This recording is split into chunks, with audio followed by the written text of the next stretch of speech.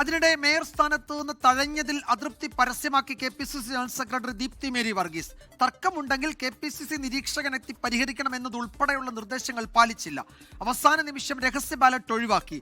തന്നെ ഒഴിവാക്കിയതിന് ഉത്തരം പറയേണ്ടത് ചുമതലയുള്ളവരാണ് എന്നും ദീപ്തി മേരി വർഗീസ് പറഞ്ഞു.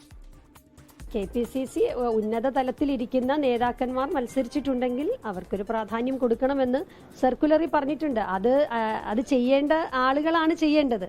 ഇതിന് മറുപടി ഞാനല്ല പറയേണ്ടത്. അതിൻ്റെ അകത്ത് എന്താണ് എന്നോട് പറയാത്തതെന്നും എനിക്കറിയില്ല. അതിനെല്ലാം മറുപടി പറയേണ്ടത് അത് തീരുമാനിച്ച ആളുകളാണ്. KPCC പ്രസിഡന്റുമായിട്ട് സംസാരിച്ചിരുന്നു.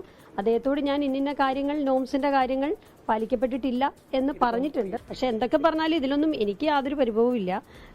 ഇത് ഞാൻ പ്രവർത്തിച്ചുകൊണ്ടേയിരിക്കും. ഞാൻ KPCC ജനറൽ സെക്രട്ടറി എന്നുള്ള നിലയ്ക്ക് എല്ലാ പിന്തുണയും KPCCക്കും DCCക്കും ഒക്കെ ഉണ്ടാകും. എൻ്റെ ഭാഗത്തു നിന്ന് തീരുമാനമെടുക്കേണ്ട ആളുകളാണ് അതിൻ്റെ ഔചിത്യം കാണിക്കേണ്ടതും അത് ഏത് രീതിയിൽ തീരുമാനം എടുക്കേണ്ടതെന്ന് ആലോചിക്കേണ്ടത്. ലാൽകൃഷ്ണൻ വിവരങ്ങൾ നൽകും കൊച്ചിയിൽ നിന്ന്. ലാല്, ഇപ്പോ ഞാൻ എന്തായാലും സഹകരിക്കും, എന്റെ ജോലി ചെയ്യുമെന്നൊക്കെ ദീപ്തി മേരി വർഗീസ് പറയുമ്പോഴും അവർക്ക് അതിൽ അതൃപ്തിയുണ്ട്. അതിൽ അവർ പറയുന്നതിൽ ഒരു പ്രധാനപ്പെട്ട സംഗതിയുണ്ട്. KPCC ഭാരവാഹികൾ പരിഗണിക്കപ്പെടുന്നുണ്ടെങ്കിൽ അവർക്ക് മുൻഗണന നൽകണമെന്നത് KPCCയുടെ ഒരു സർക്കുലറാണ്. ആ സർക്കുലർ പുറത്തു വന്നതാണ്. ജില്ലാ കോൺഗ്രസ് അധ്യക്ഷന്മാർക്ക് KPCC അയച്ചു കൊടുത്ത സർക്കുലറിൽ അത് പറയുന്നുണ്ട്. പക്ഷേ അതിവിടെ പാലിക്കപ്പെട്ടിട്ടില്ല എന്നത് വളരെ പ്രധാനപ്പെട്ട ഒരു കാര്യമാണ്. എന്താണ് അക്കാര്യത്തിൽ DCC നൽകുന്ന വിശദീകരണം?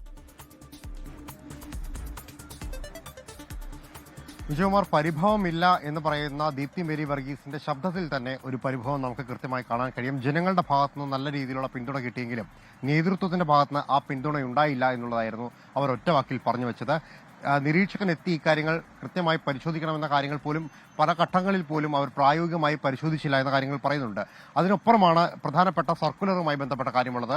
ഈ നേതൃത്വത്തിൽ നിന്നുള്ള ആളുകൾ മത്സരിക്കുന്നുണ്ടെങ്കിൽ അവർക്ക് പരിഗണന നൽകണം എന്നുള്ളതായിരുന്നു KPCC നൽകിയ സർക്കുലറിലുള്ളത്. നമ്മൾ DCC പ്രസിഡന്റിനോട് തന്നെ ഇക്കാര്യം പ്രധാനമായിട്ടും ചോദിച്ചപ്പോൾ DCC പ്രസിഡന്റ് പറഞ്ഞത് രണ്ട് കാര്യങ്ങളാണ്. ഒന്ന്, നിലവിൽ തിരഞ്ഞെടുക്കപ്പെട്ട ആളുകൾ KPCC ഭാരവാഹികളാണ്, അവർ വലിയ ഭാരവാഹിത്വം വഹിക്കുന്നവരാണ്, അവർക്ക് ആ പരിഗണന നൽകി എന്നുള്ളതാണ്. പക്ഷേ അവരുടെ ഭാരവാഹിത്വമാണോ അതോ KPCC ജനറൽ സെക്രട്ടറി ആയിട്ടിരിക്കുന്ന ആളുടെ ഭാരവാഹിത്വമാണോ മുൻപന്തിയിൽ നിൽക്കുന്നത് എന്ന ചോദ്യത്തിന് ഉത്തരം പറയാൻ അവർക്ക് കഴിഞ്ഞിട്ടില്ല. മറ്റൊരു പ്രധാനപ്പെട്ട കാര്യം പറയുന്നത് പാർലമെന്ററി പാർട്ടി യോഗത്തിലെടുത്ത തീരുമാനത്തിൽ അല്ലെങ്കിൽ അതുമായി ബന്ധപ്പെട്ട് നടത്തിയ വോട്ടിംഗിൽ അതിൽ മുന്നോട്ട് വന്ന ആളുകളെയാണ് പ്രധാനമായിട്ടും പരിഗണിച്ചത്. അവിടെ പല ഘടകങ്ങളും പരിശോധിച്ചു. ആ ഘടകങ്ങളിലെല്ലാത്തിലും ഏറ്റവും പ്രാധാന്യം കിട്ടിയ ആളുകളെ ഏറ്റവും മുൻപന്തിയിലേക്ക് നിർത്തി എന്നുള്ളത് മാത്രമാണ്. പരിഗണിക്കേണ്ടവരെ എല്ലാവരെയും പരിഗണിച്ചുകൊണ്ട് തന്നെയാണ് നിലവിലെ തീരുമാനമെടുത്തിരിക്കുന്നത്. ആരെയും ഒഴിവാക്കിയിട്ടില്ല എന്നുള്ളതായിരുന്നു ജില്ലാ നേതൃത്വം നൽകുന്ന വിശദീകരണം. പക്ഷേ ആ വിശദീകരണം പൂർണ്ണമായി അംഗീകരിക്കാൻ ദീപ്തി മേരി വർഗീസോ ജില്ലയിലെ മറ്റ് കോൺഗ്രസിലെ പല ഘടകങ്ങളിലുള്ളവരോ തയ്യാറായിട്ടില്ല എന്നുള്ളത് ഇതിനോടകം തന്നെ വ്യക്തമായിട്ടുള്ളതാണ്. പല ഘടകങ്ങളിൽ നിന്ന് ഇതുമായി ബന്ധപ്പെട്ടുകൊണ്ടുള്ള എതിർപ്പുകൾ അല്ലെങ്കിൽ അസ്വാരസ്യങ്ങൾ ഇതിനോടകം തന്നെ പുറത്തു വന്നു. ആദ്യം പ്രതികരിച്ചത് ദീപ്തി മേരി വർഗീസ് തന്നെയാണ്. തന്നെ തഴഞ്ഞതാണ് എന്നുള്ളത് തന്നെയാണ് അവർ എടുത്തു പറയുന്നത്. എന്നാലും പ്രവർത്തന മേഖല, പ്രവർത്തന മണ്ഡലം എന്ന രീതിയിൽ തുടരുമെന്ന കാര്യം അവർ അറിയിക്കുന്നുണ്ട്. ഇതോടൊപ്പം തന്നെ പല ഘടകങ്ങളിൽ നിന്നുള്ള കോൺഗ്രസിന്റെ മുതിർന്ന നേതാക്കൾ ഇതിൽ എന്താണ് സംഭവിച്ചത് എന്ന കാര്യം വിശദമായി പരിശോധിക്കണം എന്ന കാര്യം പറയുന്നുണ്ട്. അജയ് തറയിൽ അടക്കമുള്ള ആളുകൾ ഈ നിലപാട് സ്വീകരിച്ച് ഇപ്പോൾ തന്നെ മുന്നോട്ട് വന്നിട്ടുണ്ട്. പക്ഷേ DCC ഇപ്പോഴും പറയുന്നത് അന്തിമമായി എടുത്ത തീരുമാനം വോട്ടിങ്ങിലൂടെ എടുത്തതാണ്. ആ വോട്ടിങ്ങിൽ ഏറ്റവും കൂടുതൽ പ്രാധാന്യം കിട്ടിയ ആളുകളെയാണ് മുന്നോട്ട് വച്ചത്.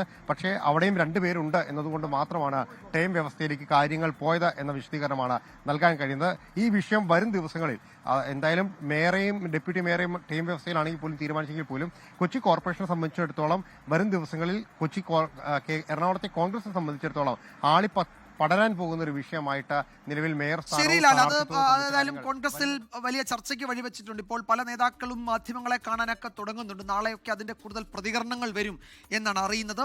ലോകത്തെവിടെയായാലും ഏത് സമയത്തും 24 വാർത്തകളും ഓഗ്മെന്റഡ് റിയാലിറ്റി പാക്കേജുകളും എക്സ്പ്ലെയിനറുകളും വിശദമായി കാണാൻ ഞങ്ങളുടെ YouTube ചാനൽ നിങ്ങൾക്ക് സബ്സ്ക്രൈബ് ചെയ്യാം.